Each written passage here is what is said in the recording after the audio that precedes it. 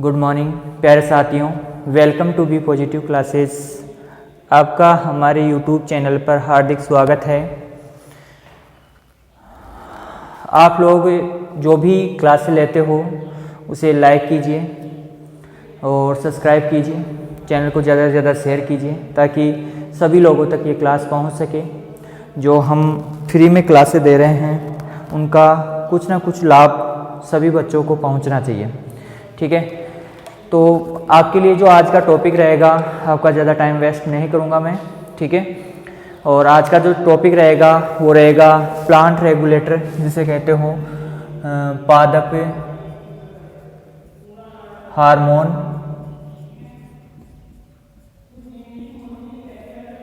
पादप हार्मोन्स, देखो पादप की वर्दी के अंदर पादपों में जो पाए जाने वाले हार्मोन्स होते हैं बहुत ही इम्पोर्टेंट होते हैं, बहुत ही महत्वपूर्ण, बहुत ही क्या कह सकते हो इसको कि इन हार्मोन्स के बिना पादप वर्दी नहीं कर सकता है, ठीक है। ये कह सकते हो यहाँ पर, ठीक है। तो इस प्रकार से आप कह सकते हो कि पादप हार्मोन्स, प्लांट रेगुलेटर्स कौन कौन से होते हैं उनके बारे में चर्चा करेंगे, किस प्रकार से कार्य करते हैं पादपों के अंदर उसकी चर्चा करेंगे यहाँ पर, ठीक है। तो पादप हार्मोन्स, सबसे पहले हम देखते हैं कि पादप हार्मोन्स कितने प्रकार के होते हैं। 2 प्रकार के होते हैं, जो वर्दी नियामक जिन्हें कहते हैं। क्या कहते हैं? वर्दी नियामक भी कह सकते हो इनको, वर्दी नियामक,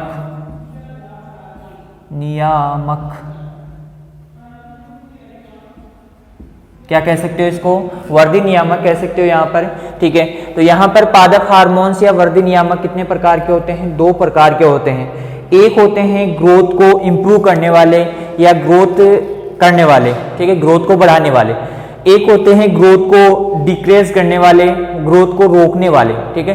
2 प्रकार के हार्मोन्स होते हैं। तो यहाँ पर सबसे पहले हम देखते हैं कि आपके जो हार्मोन्स है उसमें वर्दी बढ़ाने वाले हार्मोन, ठीक है। इसके अलावा यहाँ पर वर्दी रोकने वाले हार्मोन्स,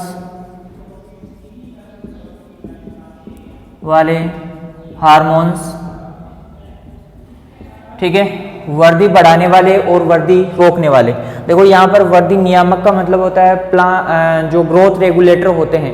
ग्रोथ रेगुलेटर मतलब यहाँ पर कह सकते हो आप कि ऐसे हार्मोन जो वर्दी को नियंत्रित करते हैं। अब वर्दी को नियंत्रित कैसे कर सकते हैं? या तो बढ़ा सकते हैं या क्या कर सकते हैं, कम कर सकते हैं। या ज्यादा वर्दी हो रही तो उसको कम कर सकते हैं और कम वर्दी हो रही तो उसको बढ़ा सकते हैं। क्लियर है? तो 2 प्रकार के होते हैं यहाँ पर, ठीक है। तो पहले है वर्दी बढ़ाने वाले हार्मोन्स और दूसरा है आपका कौन से? वर्दी को रोकने वाले हार्मोन्स। अब इसमें जो वर्दी को बढ़ाने वाले हार्मोन्स है इसमें भी क्या होता है? 2 प्रकार से चलता है ये भी। एक होता है प्राकृतिक और एक होता है कृत्रिम या संश्लेषित।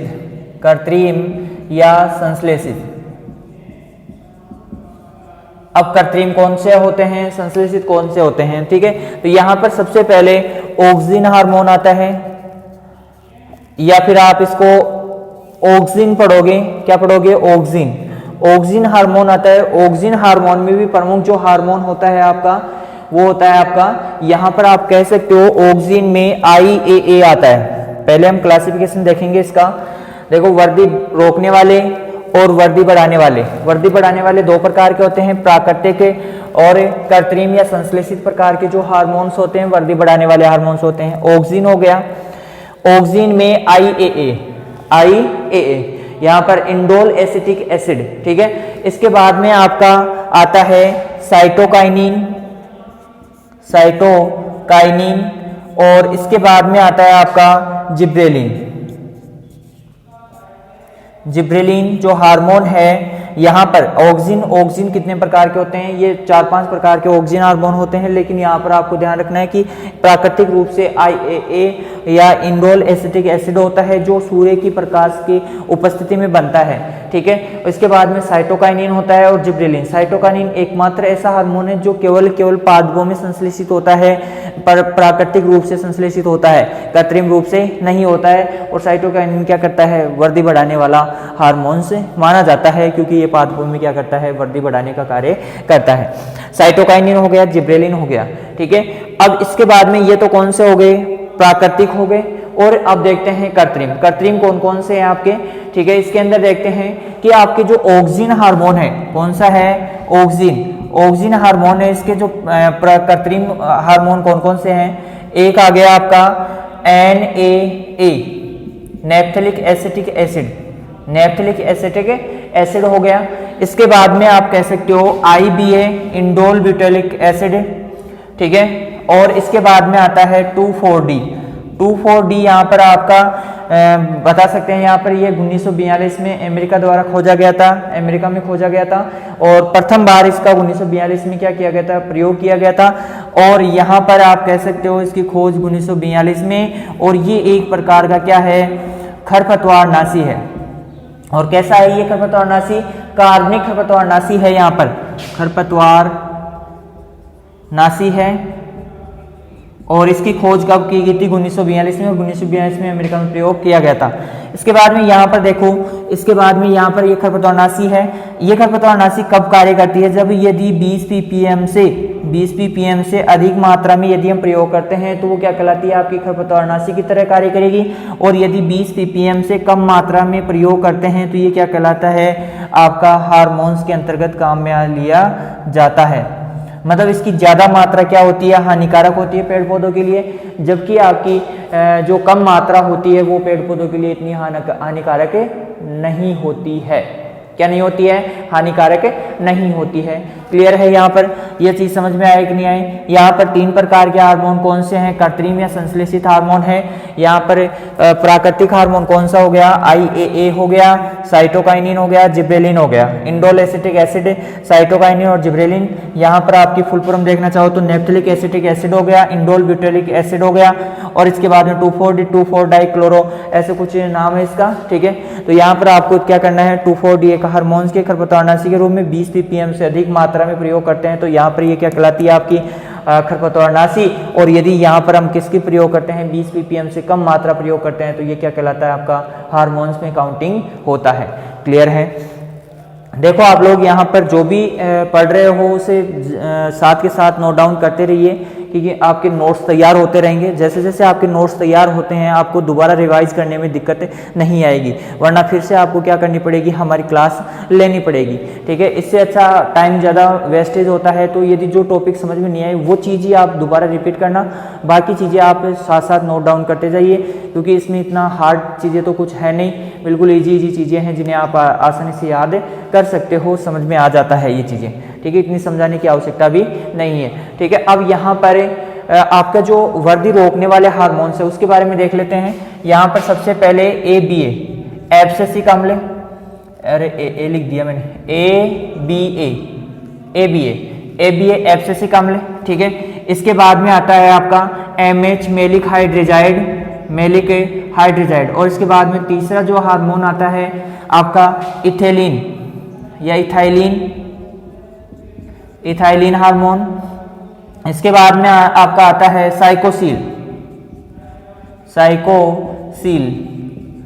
ठीक है। ये 4 हार्मोन है। ये कौन से हार्मोन है, आपके वृद्धि रोकने वाले हार्मोन्स होते हैं। कौन से हार्मोन होते हैं, वृद्धि रोकने वाले हार्मोन्स होते हैं। यहाँ पर आपको देखना है कि प्राकृतिक कौन से, कृत्रिम कौन से हैं, वृद्धि बढ़ाने वाले कौन से, वृद्धि रोकने वाले कौन से हैं। सबसे पहले तो आपको वृद्धि रोकने वाले और वृद्धि बढ़ाने वाले, तो वृद्धि बढ़ाने वाले हार्मोन्स हो गए आपके कौन कौन से, ऑक्सिन हो गया, ऑक्सिन में IA, इंडोल एसिटिक एसिड हो गया, साइटोकाइनिन हो गया, जिब्रेलिन हो गया। इसके बाद में ऑक्सिन में NAA, IBA, 2,4-D, और 2,4-D 1942 में खोजी गई थी। ये खरपतवारनाशी के रूप में काम में लिया जाता है, लेकिन फिर बाद में वैज्ञानिकों ने इसको क्या कर दिया, एक रसायन के रूप में भी काम में लेने लगे, इसके हार्मोन्स के रूप में भी काम में लेने लगे, क्योंकि ये पादपों में बहुत ही उपयोगी सिद्ध हुआ है, ठीक है। तो इस प्रकार से हम क्या करते हैं, इसका प्रयोग करते हैं, और इस प्रकार से हमारे हार्मोन्स का क्लासिफिकेशन कंप्लीट होता है, ठीक है।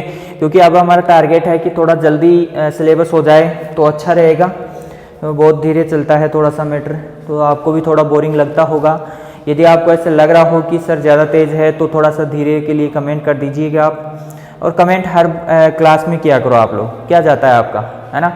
तो कमेंट तो कर दिया करो कम से कम कि गुड मॉर्निंग सर, ऐसे कुछ भी जो भी आपके मन में हो वो चीज़ें आप डाल सकते हो। यहाँ पर कोई क्वेश्चन समझ में नहीं आया सर, स्पीड धीरे कम ज़्यादा, ऐसे कुछ भी कमेंट कर दिया करो, ठीक है। इससे क्या होता है कि हमें लगता है कि हाँ बच्चे पढ़ रहे हैं सामने, है ना। अरे लगता है नहीं लगता है, ठीक है। तो अब देखते हैं आपके हार्मोन्स के बारे में, ये उतार लिया होगा आप लोगों ने। अब सबसे पहले वर्दी बढ़ाने वाले हार्मोन्स के बारे में पढ़ेंगे, और वर्दी बढ़ाने वाले हार्मोन्स होंगे उनमें भी सबसे पहले प्राकृतिक के बारे में, फिर कृत्रिम के बारे में या संश्लेषित के बारे में, फिर इसके बाद में वर्दी रोकने वालों के बारे में। तो यदि क्लासिफिकेशन आपको समझ में आ गया तो इसका मतलब आगे हार्मोन समझने में ज़्यादा दिक्कतें नहीं आएगी आपके। इसको मैं हटा देता हूँ अभी। चलो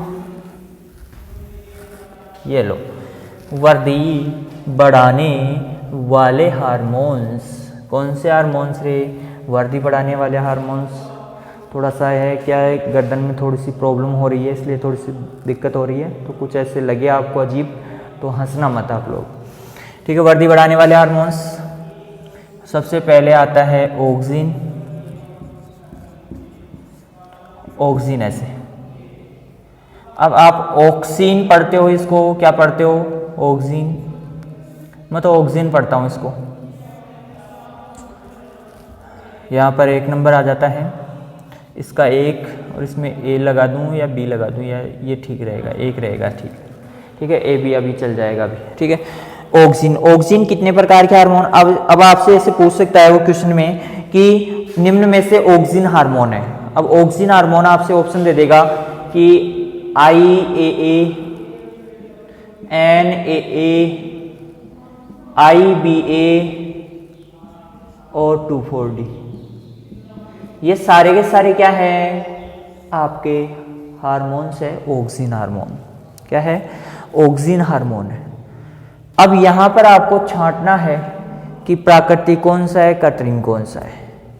तो प्राकृतिक तो IAA हो गया, और संश्लेषित हो गए ये बाकी के जो भी बच गए वो हार्मोन संश्लेषित हो गए, ठीक है। तो थोड़ी क्लास लंबी होगी इसलिए थोड़ा जल्दी पढ़ाते हैं आज। पढ़ाते हैं, पढ़ते हैं, पढ़ते हो, पढ़ाते हो, देख लेना जो भी है आपका, ठीक है। ये 4 प्रकार के हार्मोन क्या होते हैं आपके? ऑक्सिन हार्मोन होते हैं। और इसमें भी सबसे पहले आपके प्राकृतिक हार्मोन देख सकते हो। प्राकृतिक हार्मोन कौन सा है? प्राकृतिक ऑक्सिन। ऑक्सिन, प्राकृतिक ऑक्सिन कौन सा है? IAA। यहाँ पर आपसे जो भी टॉपिक पढ़ाया जा रहा है आपको उसमें से लगभग क्वेश्चन आ चुके हैं, काफ़ी बार आ चुके हैं, इम्पोर्टेंट टॉपिक होते हैं ये सारे। जो भी चीज़ें लिखाई जा रही है वहाँ पर क्वेश्चन बनने की संभावना रहती है, ठीक है। तो इसलिए आप ध्यान से थोड़ा सा के मन लगाकर पढ़ना। अब सबसे पहले यहाँ पर ऑक्सिन जो हार्मोन होता है इसके बारे में जानकारी प्राप्त कर लेते हैं। तो ऑक्सिन शब्द किसने दिया? किसने दिया रे? FW वेंट ने क्या दिया? ऑक्सिन शब्द दिया। क्या दिया? FW वेंट ने क्या दिया? इसे ऑक्सिन शब्द दिया, मतलब ऑक्सिन नाम दिया, ठीक है। अब इसके बाद में हम देखते हैं कि जो शब्द दिया है तो दिया है, कोई बात नहीं है। फिर हम देखते हैं कि इसका प्रमुख कार्य क्या होता है। इसका जो प्रमुख और प्रमुख कार्य होता है, शीर्ष प्रभुत्व का कार्य होता है। शीर्ष प्रभुत्व हार्मोन कहते हैं इसको। क्या कहते हैं? शीर्ष प्रभुत्व हार्मोन्स कहते हैं। क्यों कहते हैं शीर्ष प्रभुत्व हार्मोन? क्योंकि ये जो शीर्ष कलिकाएं होती है, पादप की जो शीर्ष कलिकाएं होती है उनकी वृद्धि में महत्वपूर्ण भाग लेता है। कलिकाएं होती है उनमें, उनकी वृद्धि को सहायक होता है। ये कोशिका के आकार और परिमाप को बढ़ाने में सहायक होता है। आकार व परिमाप को बढ़ाने वाला होता है, या परिमाप को बढ़ाने में सहायक होता है। क्लियर है? थोड़ी लाइटिंग ज़्यादा है क्या? आप कमेंट नहीं करते इसलिए मेरे को पता नहीं चलता है कि क्या हो रहा है क्या नहीं हो रहा है, ठीक है। थोड़ा सा आप कमेंट कर दिया करो, ठीक है। हमारा जो कैमरा है थोड़ा सा स्पेशल है इसलिए हमें कमेंट कर दिया करो। तो थोड़ा सा कि क्या है कि हमारे पास कोई टेक्नीशियन नहीं है, हम खुद ही टेक्नीशियन है और खुद ही क्या करते हैं यहाँ पर वीडियो अपलोड करते हैं, बनाते हैं, अपलोड करते हैं, ठीक है। सारी चीज़ें हम खुद ही करते हैं। तो इसलिए थोड़ा सा कमेंट करके बता दिया करो कि सर बिल्कुल थोड़ा सा क्वालिटी में समझौता हो रहा है, तो क्वालिटी में थोड़ा सा इम्प्रूव कीजिए, थोड़ा सा आप ध्यान रखना, कमेंट करके बता सकते हो आप। शीर्ष कलिकाएं, शीर्ष कलिका की वृद्धि में सहायक होता है और ये कोशिका का प्रमुख कार्य करता है आकार और परिमाप। तो यहाँ पर इसको शीर्ष प्रभुत्व हार्मोन क्यों कहते हैं? क्योंकि ये शीर्ष कलिकाओं की वृद्धि में सहायक होता है। और अब आपको ध्यान रखना है यहाँ पर कि जो हार्मोन होता है, ये जो ऑक्सिन हार्मोन होता है, ये जो प्राकृतिक हार्मोन होता है IAA ये सूर्य की उपस्थिति में बनता है। किसकी उपस्थिति में बनता है? सूर्य की उपस्थिति में। सूर्य की उपस्थिति में बनता है। किसकी उपस्थिति में बनता है? सूर्य की उपस्थिति में बनता है। और यहाँ पर आपका जो पादप है वो क्या करता है? कोशिका के आकार और परिमाप में क्या करता है? वृद्धि करता है। क्लियर है? ये हो गया ऑक्सिन हार्मोन के बारे में। शब्द किसने दिया? FW वेंट ने दिया। शीर्ष प्रभुत्व हार्मोन कहते हैं क्योंकि ये शीर्ष कलिकाओं की वृद्धि में सहायक होता है, कोशिका के आकार और परिमाप में वृद्धि करता है और उसके साथ साथ सूर्य की उपस्थिति में ये हार्मोन पादपों में बनता है। ठीक है। यहाँ पर आपके लिए एक क्वेश्चन है कि जैसे आपने सूरजमुखी देखी है, क्या देखी है? सूरज और मुखी। इसका नाम सूरजमुखी क्यों पड़ा? क्योंकि इसका जो पुष्प होता है, क्या होता है? पुष्प। और पुष्प होता है वो क्या होता है? सूरज के समान होता है। सूरज के समान बड़ा होता है और सूरज के समान दिखाई देता है और इसलिए इसको सूरज कहा गया। और मुखी का मतलब होता है, इसका जो मुख होता है वो सूर्य की ओर होता है। किसकी ओर होता है? सूर्य की ओर होता है। तो यहाँ पर सूर्य की ओर क्यों, किस कारण से होता है, ये आपको बताना है मुझे कमेंट करके कि सूरजमुखी का मुख सूर्य की ओर ही क्यों होता है। जैसे सुबह के समय आप देखोगे सूरजमुखी का मुख इस तरफ होगा, जैसे शाम हो जाएगी वैसे वैसे इस तरफ ऐसे घूम जाएगा। तो इस प्रकार से आप को बताना है कि सूरजमुखी का जो मुख होता है वो हमेशा सूर्य की ओर क्यों होता है। इसका कारण सहित उत्तर दीजिए। क्या दीजिए? कारण सहित उत्तर दीजिए। आप लोग क्या दीजिए रे? कारण सहित उत्तर दीजिए। आता है ना क्वेश्चन, ऐसे पूछा जाता है, लेकिन आपकी इस एग्जाम में ऐसे नहीं पूछा जाएगा कि कारण सहित उत्तर दीजिए। आपको तो बस उसका आंसर बताना है कि क्या कारण है इसका। ठीक है, मैंने जितना अब तक पढ़ाया उसमें आंसर आ चुका है इसका, आपको देखना है कि और बताना है आंसर। ठीक है, अब आपके ऊपर है ये चीज। ये हो गया ऑक्सिन। ऑक्सिन का जो प्राकृतिक हार्मोन है वो कौन सा है? Indole acetic acid. अब इसका फुल फॉर्म लिख लो, IAA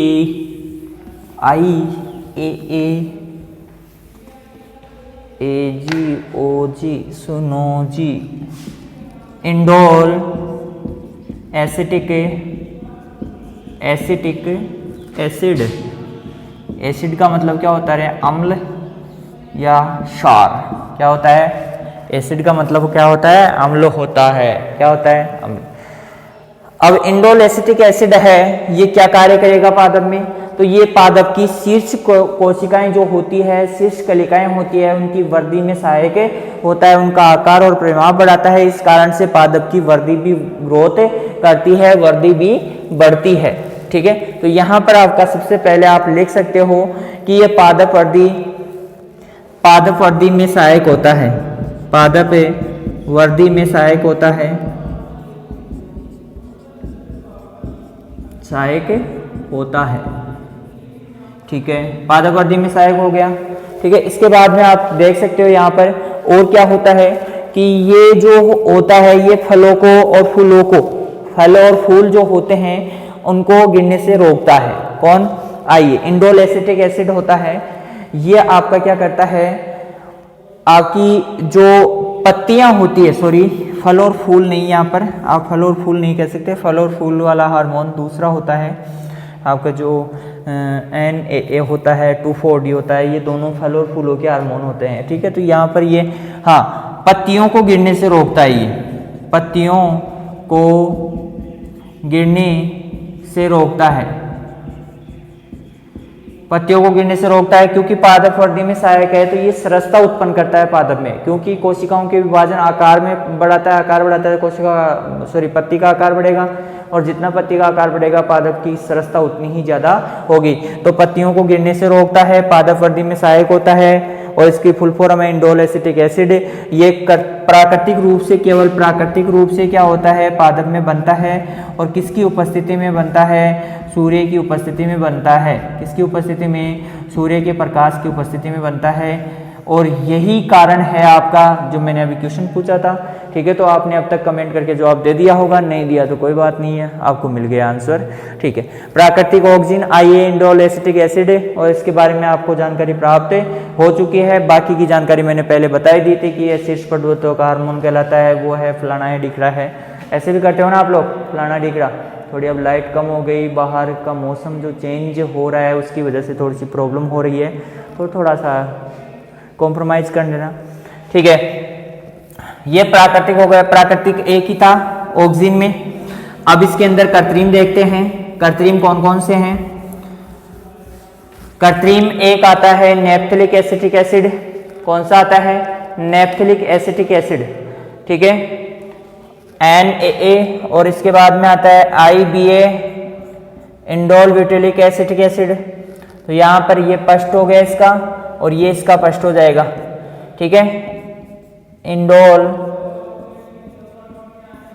यहां पर क्या हो जाएगा इसका, Na का क्या हो जाएगा, नेप्थलिक ब्यूटेरिक एसिड, ठीक है। ये हो जाएगा इंडोल ब्यूटेरिक एसिड हो जाएगा, IBA, ठीक है, इंडोल ब्यूटेरिक एसिड हो जाएगा। अब यहां पर देखते हैं कि ये जो हार्मोन है इंडोल ब्यूटेरिक एसिटिक एसिड, ये कहाँ पर मिलता है, किस प्रकार से कार्य करता है। यहाँ पर इसके अंदर आपको ध्यान रखना है IBA, और IBA आया यहाँ पर, तो B बॉटम, बॉटम मतलब पेंदा, बॉटम मतलब क्या होता है, पेंदा। और पादप का पेंदा क्या होता है रे, जड़े। तो यहाँ पर ये जड़ वृद्धि के लिए सहायक होता है। तो ये इंडोल ब्यूटेरिक वृद्धि जड़ों की वृद्धि में सहायक है, जड़ों की वृद्धि में सहायक होता है।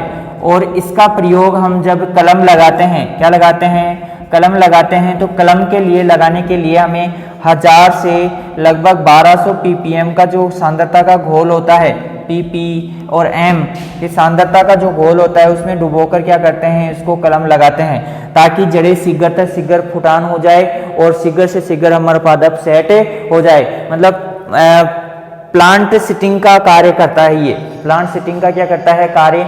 इसी प्रकार से आप जैसे जितनी भी आपकी फसलें होती है जिनमें पौधरोपण की क्रियाविधि करते हैं, जैसे पौध तैयार करते हैं उसके बाद में उसे खेत में लगाते हैं, तो जो जितनी फसलें होती है, जैसे आपकी टमाटर हो गया, मिर्च हो गया, बैंगन हो गया, भिंडी हो गई, इन सबको हम क्या करते हैं, ये जो पौध उखाड़ते हैं उसके बाद में इसकी जड़ों को क्या करते हैं, IBA के घोल के अंदर, सांद्रता के घोल के अंदर क्या करते हैं, इसको डुबोते हैं, डुबोकर क्या करते हैं, खेत में पौध रोपाई करते हैं, ताकि इनकी जड़ें जल्दी से जल्दी वृद्धि करके क्या कर सके, पादप जल्दी से जल्दी सेट हो जाए और उसके जो फुटान की संभावना हो ज़्यादा से ज़्यादा रहे। अन्यथा क्या होता है कि इसकी जड़ें सेट नहीं हो पाई तो क्या हो जाएगा, पादप जल्दी ही क्या हो जाएगा, नष्ट हो जाएगा, क्योंकि उसको क्या चाहिए, आपका भोजन की आवश्यकता होती है, जल की आवश्यकता होती है, खनिज पोषक तत्वों की आवश्यकता होती है, तो उसकी पूर्ति के लिए यहाँ पर जलम जड़ वृद्धि के लिए आवश्यक होता है। अब यहाँ पर देखते हैं कि आपके जो ये हार्मोन है, इसका आप बाजार में जाओगे तो किस नाम से लेके आओगे, तो व्यापारिक नाम इसका लिख लो, व्यापारिक नाम। व्यापारिक नाम क्या होगा इसका, देखो रूटेक्स क्या कह सकते हो, रूटेक्स कह सकते हो या सेरोडेक्स, रूटेक्स या सेरोडेक्स। सेरोडेक्स नाम से क्या होगा, ये बाजार में आपको अवेलेबल होगा, प्राप्त होगा। आपको क्या लाना है, इंडोल ब्यूटेरिक एसिड लाना है, तो आप ये नहीं कहोगे कि IBA दो, क्या दो, IBA नहीं मिलेगा, आपको क्या मिलेगा, यहाँ पर रूटेक्स मिलेगा या फिर सेरोडेक्स नाम से मिलेगा, ठीक है। तो इसका व्यापारिक नाम क्या हो गया, रूटेक्स या सेरोडेक्स हो गया, ठीक है। इसके बाद में हम देखते हैं अगला जो हार्मोन है आपका आता है NaA नेप्थलिक एसिटिक एसिड। इसका दूसरा हार्मोन आ जाएगा naphthalic acetic acid, NaA naphthalic, phthalic, naphthalic acetic acid, और यहाँ पर NAA जो है इसे आप फल व फूलों का हार्मोन, जब भी आपके कोई भी फसल हो उसमें फल और फूलों के गिर रहे हैं, फल और फूलों को गिरने से रोकने के लिए हमें किसका प्रयोग करना पड़ेगा, NAA का प्रयोग करना पड़ेगा। और इसके साथ ही साथ आपकी 2,4-D का भी हम किस में प्रयोग करते हैं, और फल और फूलों के लिए प्रयोग करते हैं। और फल और फूलों का हार्मोन भी कहते हैं इसको, क्या कहते हैं, फल और फूलों का हार्मोन्स भी कहते हैं। यहाँ पर आपके लिए जो इसका व्यापारिक नाम है, व्यापारिक नाम क्या हो जाएगा, व्यापारिक नाम क्या होगा इसका, प्लेनोफिक्स। प्लेनोफिक्स क्या रहेगा इसका व्यापारिक नाम। आपको बाजार में लाना है NAA, बाजार से क्या लाना है, NAA लाना है, तो यहाँ पर इसका प्लेनोफिक्स हो जाएगा, इसका व्यापारिक नाम क्या हो जाएगा, प्लेनोफिक्स। तो यहाँ पर इसका प्रयोग फल और फूलों को गिरने से, अब फल और फूलों को आपसे पूछा जा सकता है कि कोई भी फसल का नाम, कोई भी फल का नाम दे देगा और वो पूछ लेगा आपसे कि फूलों को कच्चे फल गिर रहे हैं तो इस समय हमें किसका छिड़काव करना चाहिए। तो यहाँ पर आपको क्या करना चाहिए, NAA का, नेप्थेलिक एसिड का क्या करना चाहिए, यहाँ पर छिड़काव करना चाहिए, या फिर किसका छिड़काव करोगे आप, 2,4-D का छिड़काव करोगे। क्लियर है, समझ में आया कि नहीं आया आपको, ठीक है, नहीं आया तो कमेंट करके बताइए हमें, ठीक है। यहाँ पर नेप्थेलिक एसिटिक एसिड हो गया, इसका व्यापारिक नाम ध्यान रखना, इसका कार्य ध्यान रखना और इसका फुल फॉर्म ध्यान रखना। आपसे डायरेक्ट ऐसे सिंपल सा क्वेश्चन भी पूछा जा सकता है कि आपका प्लेनोफिक्स है वो किसका नाम है, ठीक है। तो यहाँ पर इस प्रकार से, और फल और फूलों का हार्मोन प्रमुख रूप से ये क्या करता है, फल और फूलों को नियंत्रित करता है, नियंत्रण करने का कार्य करता है, ठीक है। NAA कंप्लीट हो गया, नोट्स उतार लीजिए जल्दी से आप। यहाँ पर IBA ये हेडिंग भी लगा सकते हो आप। यहाँ पर बॉटम क्या होता है, पेंदा किसका, पादप का, और पादप का पेंदा क्या होता है, अरे आपका जड़ें होती है, ठीक है। अब इसके बाद में देखते हैं ऑक्सीजन के हो गए कंप्लीट, नहीं, अभी तो आपका रह गया एकमात्र 2,4 और आपकी D 2,4 और ये आपकी D। इसकी खोज 1942 में कार्बनिक खरपतवारनाशी के रूप में, लिखते जाओ जल्दी, कार्बनिक खरपतवारनाशी के रूप में, किसके रूप में रे, कार्बनिक खरपतवारनाशी के रूप में इसका प्रयोग किया जाता है। 1942 में खोजा गया था इसको, ठीक है। अब इसके बाद में हम देखते हैं इसके जो कार्य हैं वो क्या कार्य करता है। अभी मैंने बताया था आप लोगों को कि ये भी किसके लिए कार्य करता है, किसमें कार्य किया जाता है, इसका प्रयोग किया जाता है फल और फूलों को गिरने से रोकने के लिए। फले और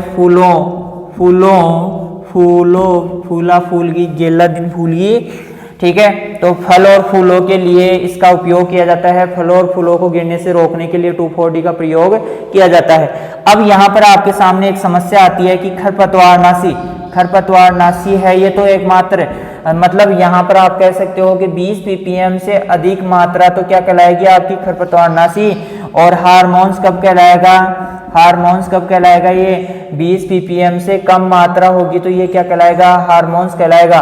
तो इस प्रकार से हम क्या करते हैं, यहाँ पर 2,4-D का प्रयोग करते हैं और इसे फल और फूलों का क्या कहते हैं, हार्मोन भी कह सकते हैं। इसे जल्दी से नोट डाउन कीजिए। अगले वाले हार्मोन्स के ऊपर चलते हैं। 2,4-D हो गया। 2,4-D होने के बाद में हम अगला हार्मोन कौन सा है आपका, साइटोकाइनिन। क्या है, साइटोकाइनिन हार्मोन है, साइटोकाइनिन। और ये कौन सा हार्मोन है आपका, दूसरा हार्मोन है। ऑक्सीजन कंप्लीट हो गया एक नंबर का, दूसरा हार्मोन साइटोकाइनिन। और जो साइटोकाइनिन हार्मोन है, यहाँ पर जो साइटोकाइनिन ये प्राकृतिक रूप से एकमात्र क्या किसमें बनता है, पादप में बनता है प्राकृतिक रूप से।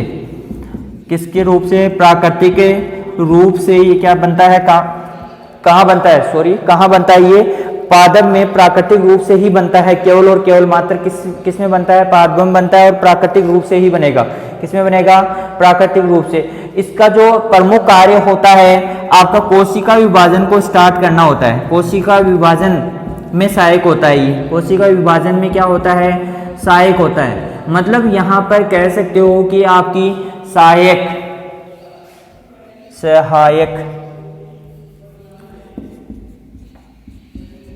सहायक होता है। किसमें सहायक होता है? कोशिका विभाजन में क्या होता है? ये प्रमुख रूप से सहायक होता है। यहाँ पर यदि कोशिका विभाजन में सहायक होता है तो आपका जो हार्मोन्स होता है, जैसे मेलिक हाइड्रोजाइड होता है, सुषुप्त अवस्था को प्रेरित करने वाला हार्मोन माना जाता है। तो ये जो हार्मोन होते हैं इनके विरुद्ध कार्य करता है ये, मतलब इसके प्रयोग से सुषुप्त अवस्था दूर हो जाती है। क्या हो जाती है? सुषुप्त। तो ये क्या करता है? कोशिका विभाजन में सहायक होता है। कोशिका विभाजन मतलब सुषुप्त अवस्था तोड़ने वाला हार्मोन मान सकते हो। सुषुप्तावस्था तोड़ने वाला हार्मोन माना जाता है। तोड़ने वाला हार्मोन माना जाता है, हार्मोन माना जाता है। और इसके प्रयोग से यदि हमारी फसलें क्या है? कमजोर है। फसलें क्या है? कैसी है? कमजोर है। देखो फिर से ये लाइट बढ़ गई है बाहर वाली, तो अंदर वाली लाइट ऑटोमेटिक बढ़ जाती है। तो इसका हम क्या कुछ नहीं कर सकते। थोड़ा सा आप कमेंट करके बताते रहिए हमें। थोड़ी सी क्या है, ज़्यादा लाइटिंग हो गई। ठीक है, कोई बात नहीं है। अभी क्या हो जाएगा, फिर से अंधेरा हो जाएगा, फिर से लाइट कम हो जाएगी, तो ये हो जाएगी। सुषुप्त अवस्था तोड़ने वाला हार्मोन होता है। अब हम कहाँ पे थे? कोशिका।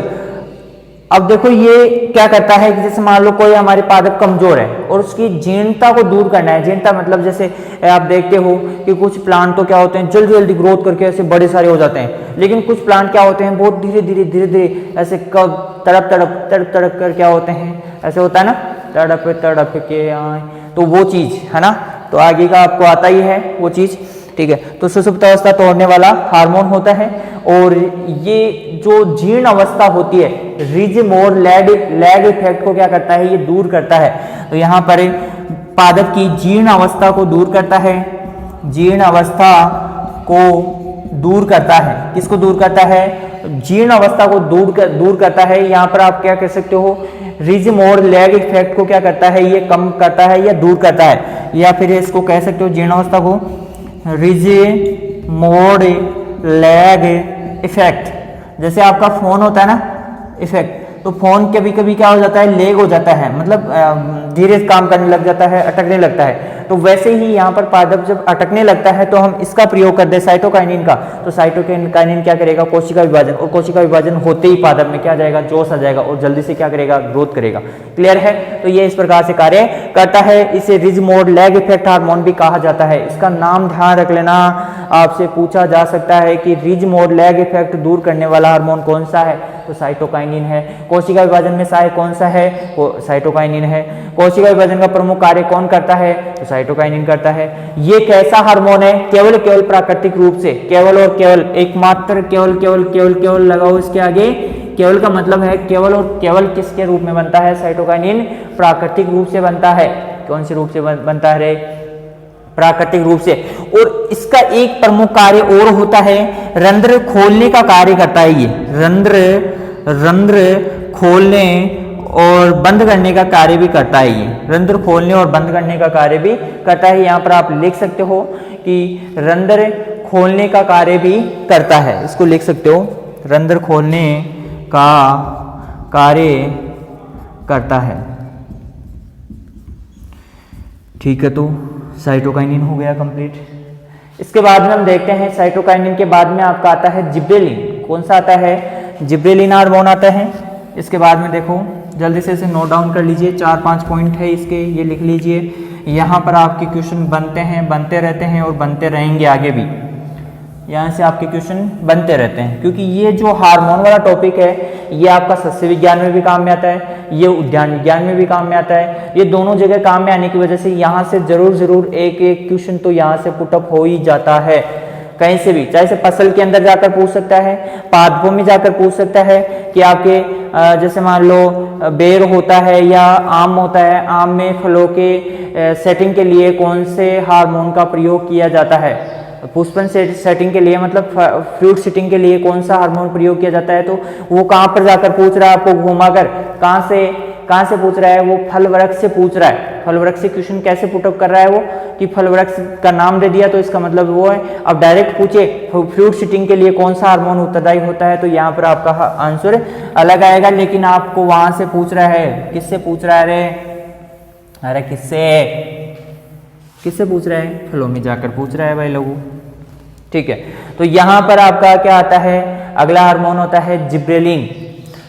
ऑक्सिन हो गया, दूसरा हो गया साइटोकाइनिन और साइटोकाइनिन हो गया। इसके बाद में तीसरा जो हार्मोन होता है वो होता है जिब्रेलिन।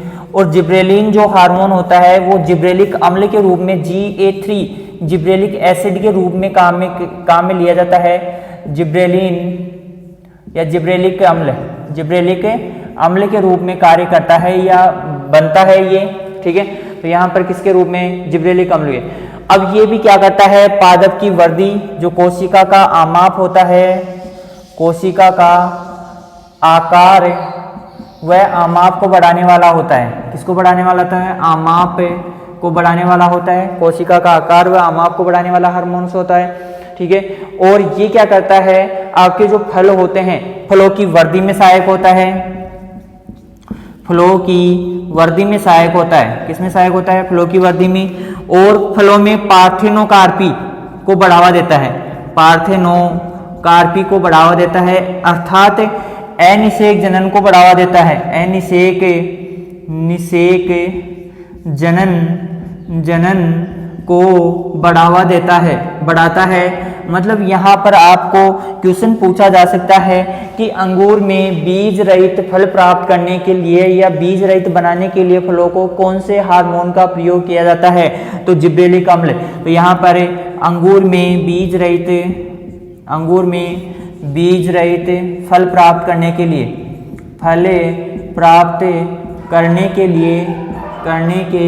लिए, कौन से हार्मोन का प्रयोग किया जाता है, जिब्रेलिक अम्ल का प्रयोग किया जाता है, ठीक है। ये यहाँ पर क्या करता है, जिब्रेलिक अम्ल क्या करता है, यहाँ पर कोशिका का आकार और आमाप बढ़ाता है। उसके साथ ही ये क्या करता है, सुषुप्त अवस्था को तोड़ने का कार्य, क्योंकि आकार और आमाप बढ़ाएगा तो सुषुप्त अवस्था को तोड़ेगा, सुषुप्तावस्था को तोड़ने वाला हार्मोन होता है। कौन सा हार्मोन होता है, सुषुप्त अवस्था को तोड़ने वाला हार्मोन माना जाता है, ठीक है। इसके बाद में ये जो प्रमुख कार्य करता है, ये आपके जो फल होते हैं, फलों की सिटिंग का कार्य करता है। फलों की क्या करता है, सिटिंग का कार्य करता है। फल सिटिंग का कार्य करता है, मतलब कहने का मतलब जैसे आपके जो फल हैं, जैसे पुष्पन हो गया, जैसे आम होता है, आम के अंदर लगभग 1000 फूलों में से केवल एक पुष्प के फल लगता है, बाकी के 999 फल पुष्प होते हैं वो तो गिर जाते हैं नीचे। मतलब 1% क्या होती है इसमें, फ्रूट सिटिंग की संभावना होती है। कितने प्रतिशत, 1%। यदि मान लो आम के अंदर यदि 100% फ्रूट सिटिंग हो जाए तो आम का पौधा टूट जाएगा। क्या हो जाएगा, 100% यदि फ्रूट सिटिंग की व्यवस्था हो जाए उसके अंदर, तो एक आम से लगभग हजारों टन क्या कर सकते हैं हम, आम प्राप्त कर सकते हैं, आम के फल प्राप्त कर सकते हैं। ये संभावना होती है। मतलब यहाँ पर फूल इतने लगते हैं, बहुत ज्यादा संख्या में पुष्पन होता है, लेकिन उनमें से केवल 1%, मतलब कहने का मतलब 100 फूलों में से क्या लगता है, एक फूल, मतलब आपका 1% ही वहां पर फ्रूट सिटिंग हो पाता है, बाकी के पुष्पन क्या हो जाता है, ऐसे ही गिर जाते हैं। तो फ्रूट सिटिंग को बढ़ाने वाला हार्मोन कौन सा होता है, जिब्रेलिन होता है। क्या होता है, जिब्रेलिन होता है। कौन सा हार्मोन होता है, जिब्रेलिन, ठीक है। इसके अलावा जो फलों का विरलीकरण होता है उसको भी बढ़ावा देता है। फलों को विरलीकरण, फलों के विरलीकरण के लिए भी किसका प्रयोग किया जाता है, आपका जिब्रेलिन अम्ल का प्रयोग किया जाता है, जिब्रेलिक अम्ल का प्रयोग किया जाता है, या फिर जिब्रेलिन हार्मोन का प्रयोग किया जाता है, ठीक है। और आनुवांशिक बौनेपन को दूर करता है। आनुवांशिक क्यों, क्योंकि ये क्या कर रहा है, यहाँ पर आपकी जो कोशिका का आकार और आमाप बढ़ा रहा है, उसके कारण कोशिका के आकार और आमाप बढ़ने के कारण क्या होता है, आपकी जो पादप है उसका भी आकार क्या होता है, बढ़ता है। और यहाँ पर आनुवांशिक बौनेपन को दूर करता है, बौनेपन को दूर करने का कार्य भी करता है। जिब्रेलिक अम्ल के इतने सारे कार्य हो गए। फलों की वृद्धि में सहायक होता है, फ्रूट सिटिंग, पार्थेनोकार्पी, अनिषेक जनन को बढ़ाता है, मतलब आपकी अंगूर में बीज रहित फल प्राप्त करने को पार्थेनोकार्पी या अनिषेक जनन कहते हैं। अनिषेक जनन को क्या करता है, प्रेरित करता है, बढ़ाता नहीं है, प्रेरित करता है। यहाँ पर इस प्रकार सुषुप्त अवस्था तोड़ने वाला और फलों को सिटिंग के लिए भी ये आवश्यक होता है। क्लियर है, तो इस प्रकार से ये कार्य करता है आपका। अब देखो यहाँ पर जिब्रेलिक अम्ल हो गया, तो ये वर्दी बढ़ाने वाले हार्मोन से कंप्लीट हो गए जिब्रेलिन अम्ल के साथ। अब कौन से हार्मोन आएंगे आपके? वर्दी रोकने वाले हार्मोन्स। कौन से हार्मोन आएंगे रे? वर्दी रोकने वाले हार्मोन्स आएंगे। और वर्दी रोकने वाले हार्मोन्स कौन कौन से हैं इसके बारे में मैंने आपको पहले ही बता दिया था। वर्दी रोकने वाले हार्मोन, ये बढ़ाने वाले और रोकने वाले। अब यहाँ पर रोकना लिख देते हैं, या कम करने वाले हार्मोन, वर्दी कम करने वाले हार्मोन, बढ़ाने वाले और ये कम करने वाले हार्मोन। अब इसके अंदर सबसे पहले कौन सा हार्मोन आता है आपका? अरे अभी तो लिखाया था आपको ABA, ABA, MH, साइकोसिल और इथाइलिन। ठीक है, तो ये 4 हार्मोन होते हैं, इनको क्या कहते हैं? वर्दी रोकने वाले हार्मोन्स कहते हैं। ठीक है, तो यहां पर हम देखते हैं कि कौन कौन से हार्मोन हैं जिनसे पादप की वर्दी पर प्रभाव पड़ता है, वर्दी रुकती है। अरे ये रुक ही नहीं रहा है, यहाँ पर भग रहा है, उड़ेगा ये, कहाँ जाएगा उड़ के। ठीक है, तो यहाँ पर वर्दी कम करने वाले हार्मोन्स, और वर्दी कम करने वाले हार्मोन्स में सबसे पहले ABA हार्मोन, ABA एब्सेसिक अम्ल, एब्सेसिक एसिड, एसिड लिख रहे हैं, एसिड, एसिड आएगा, अम्ल नहीं आएगा। एब्सेसिक अम्ल भी लिख सकते हो, हिंदी में लिख लो इसको, है ना। तो ऐसे एब्सेसिक, ये प्रमुख रूप से क्या करता है? पहला हार्मोन है वर्दी कम करने वाले हार्मोन्स में, और यहाँ पर आप 2 नंबर लगा दो क्योंकि वर्दी रोकने वाले या कम करने वाले हार्मोन्स पढ़ रहे हैं हम। ठीक है, ये जो एब्सेसिक है, ये एब्सेसिक परत बनाता है, एब्सेसिक परत बनाकर किसमें?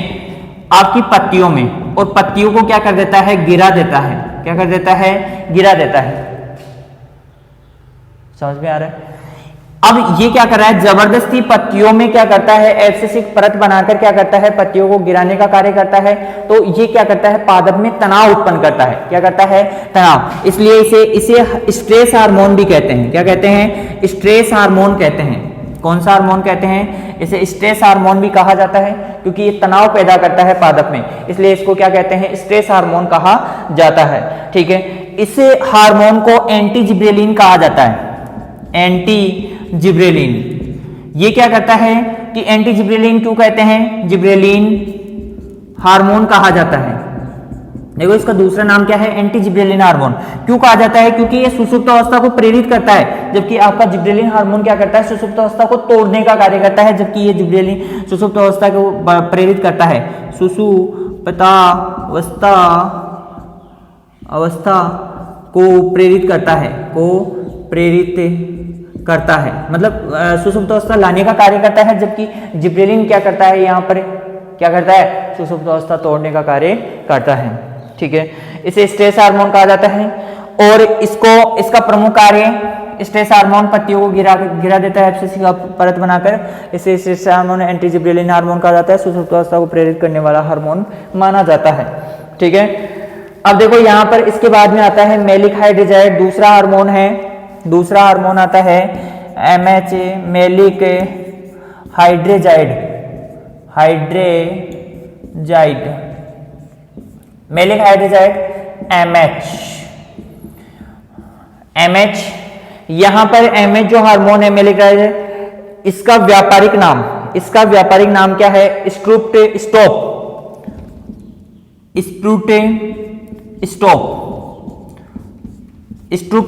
है। ये क्या करता है? प्याज और आलू में क्या करता है? सुषुप्त अवस्था को प्रेरित करता है। अब इसका हो जाएगा, ये इसका हटा दो, ये भी क्या करता है? सुषुप्त अवस्था को प्रेरित करने का कार्य करता है। किसमें? प्याज और आलू में क्या करता है? सुषुप्त अवस्था को प्रेरित करता है। इसके बाद में ये वर्दी को रोकने वाला हार्मोन होता है, वर्दी को कम करने वाला या वर्दी को रोकने वाला हार्मोन होता है। वर्दी रुक जाती है, रोकने वाला हार्मोन होता है। अब देखो इसका प्रयोग, मेलिक हाइड्रोजाइड का प्रयोग आप प्याज और आलू के भंडारण में कर सकते हैं। किसके? प्याज और आलू के भंडारण में करते हैं, क्योंकि प्याज आपने देखा होगा कि वर्षा ऋतु जैसे स्टार्ट होती है तो प्याज में क्या होता है? फुटान होने लगता है और उसमें नल्डे बन जाते हैं, जिन्हें हम क्या करते हैं आम भाषा में नल्डे बनना। तो नल्डों को रोकने के लिए, बनने से रोकने के लिए हम क्या करते हैं, या फुटान को रोकने के लिए हम क्या करते हैं? प्याज और आलू में मेलिक हाइड्रोजाइड का प्रयोग करते हैं भंडारण के लिए। ठीक है, और इसे वृद्धि रोकने वाला हार्मोन कहते हैं, ये लिख लिया आपने। प्याज और आलू के भंडारण में काम में लिया जाता है, ठीक है। और ये क्या करता है, सुषुप्त अवस्था को प्रेरित करता है। इस प्रकार से हमारे मेलिक हाइड्रोजाइड हार्मोन कंप्लीट होता है। ये इसके तीसरा हार्मोन पढ़ते हैं। अगला कौन सा आएगा रे आपका, कौन सा आएगा बताओ भाई लोगों, अरे कमेंट करो जल्दी से। अब आप लोग सोच रहे होंगे कि कैसे करें, कैसे बताएं, तो किसी को कमेंट करना नहीं है तो वो भी मैं बता सकता हूँ आपको। हमारी वीडियो के नीचे एक लिखा हुआ है कमेंट, और उसके ऊपर क्लिक कीजिए, कमेंट का आएगा, उसके अंदर एक नीचे पट्टी सी आएगी, जहाँ पर आप क्लिक करोगे तो कमेंट का आ जाएगा, फिर वहाँ पे आप टाइप कर सकते हो, बोलकर भी टाइप कर सकते हो, ठीक है। तो यहाँ पर हो गया कितने हार्मोन हो गए, 2 हार्मोन हो गया। तीसरा हो गया इथिलीन या इथाइलिन, इथिलीन या इथाइलिन, इथिलीन, ठीक है। C2H4 इसका क्या हो जाएगा, अणुसूत्र हो जाएगा। तीसरा हार्मोन है। यहाँ पर जो तीसरा हार्मोन है इसे फलों को पकाने के काम में लेते हैं, फलों को पकाने के काम में लेते हैं, काम में लेते हैं। किसके काम में लेते हैं रे, फलों को पकाने के लिए इसका उपयोग किया जाता है। और यहाँ पर ये एक प्रकार का गैसीय हार्मोन है। कौन सा हार्मोन है, गैसीय हार्मोन है। कौन सा हार्मोन है, गैसीय हार्मोन से है। और यहाँ पर गैसीय हार्मोन होने के साथ साथ इसका प्रयोग फलों को पकाने में, और जो इसका एक रूप होता है जो एसिटिलीन होता है, एसिटिलीन जो पदार्थ होता है या रसायन होता है, ये अशुद्ध रूप है। किसका, अशुद्ध रूप है किसका, इथाइलिन, इथिलीन का। इथाइलिन या इथिलीन का क्या है, अशुद्ध रूप है। इसका प्रयोग फलों को पकाने में नहीं करते हैं, फलों को पकाने में नहीं करते हैं। क्यों नहीं करते हैं, क्योंकि ये क्या होता है, जहरीला होता है, जहरीला होता है, इसलिए इसका प्रयोग नहीं किया जाता है। इसके कुछ मतलब कह सकते हो कि गैसीय अवस्था में और द्रव अवस्था में कुछ रूप पाए जाते हैं। तो यहाँ पर आप देख सकते हो इथ्रेल ये किसमें, गैसीय अवस्था में, और द्रव अवस्था में इथेफोन होता है, ये द्रव्य अवस्था में होता है। देखो जो गैसीय अवस्था में इथ्रेल होता है, इसका प्रयोग हम करते हैं आपका जो केला और खजूर है इसको पकाने के लिए, केले और खजूर को पकाने के लिए इथ्रेल का प्रयोग किया जाता है। और इथेफोन में आपका जो उपयोग किया जाता है वो गन्ना और अंगूर को पकाने के लिए, गन्ना व अंगूर को पकाने के लिए इसका प्रयोग किया जाता है। अंगूर लिखना रे, अंगूर को पकाने का काम में लेते हैं इथेफोन को, और इथ्रेल को किसमें, केले और खजूर के रूप में इसका प्रयोग किया जाता है, केले और खजूर को पकाने में। इसके बाद में आता है साइकोसिल, चौथा हार्मोन है साइकोसिल।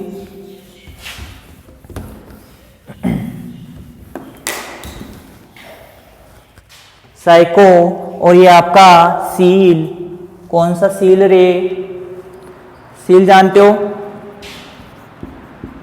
साइकोसील, इसको हम ट्रिपल सी के नाम से भी जानते हैं, साइकोसील को, ठीक है। तो ये चौथा हार्मोन हो जाएगा आपका। और यहाँ पर आप देखो साइकोसील होता है, इसका प्रमुख जो कार्य होता है, ये पादप की पत्तियों की वृद्धि को तो रोकता है, मतलब शाखाओं की वृद्धि को तो रोक देता है, ऊपर से पत्ती की वृद्धि को रोकता है, पत्तियों की वृद्धि को रोकता है, रोक कर क्या करता है, ये जड़ों की वृद्धि बढ़ाने में सहायक होता है, जड़ों की वृद्धि बढ़ाता है। तो जड़ों की वृद्धि बढ़ाता है, या पत्तियों की वृद्धि को रोक देता है, और क्या करता है, जड़ों की वृद्धि बढ़ाता है। इसलिए इसे शुष्क भूमि कृषि के लिए उपयुक्त होता है, शुष्क कृषि भूमि के लिए ये क्या होता है, उपयुक्त होता है, शुष्क भूमि कृषि के लिए उपयुक्त हार्मोन है। ये मैंने आपको पिछले वीडियो में बताया था, आपको जब हमने शुष्क भूमि कृषि पढ़ी थी तो उसमें बताया था साइकोसिल का प्रयोग किया जाता है। ये पत्तियों की वृद्धि को या शाखाओं की वृद्धि को रोक देता है, और जड़ों की वृद्धि को क्या करता है, बढ़ाता है। तो इस प्रकार हमारा जो हार्मोन्स है वो कंप्लीट होते हैं। और आपको जो भी कोई क्वेश्चन बनता है या कोई क्वेश्चन आया हुआ है एग्जाम में, आप हमें कमेंट करके बता सकते हो कि सर ये इस प्रकार का क्वेश्चन आया हुआ है, और वैसे हम यहाँ पर कुछ क्वेश्चन डाल देंगे, कल तक हो जाएगा ये काम, ठीक है, कल तक आपको क्वेश्चन मिल जाएंगे इसके। तो पादप हार्मोन वर्दी नियामक आपके कंप्लीट होते हैं। अगली क्लास में हम मिलते हैं आपसे, तब तक के लिए अलविदा कह सकते हो आप लोग हमसे, ठीक है, धन्यवाद। और आपसे हल्की सी रिक्वेस्ट है कि चैनल को लाइक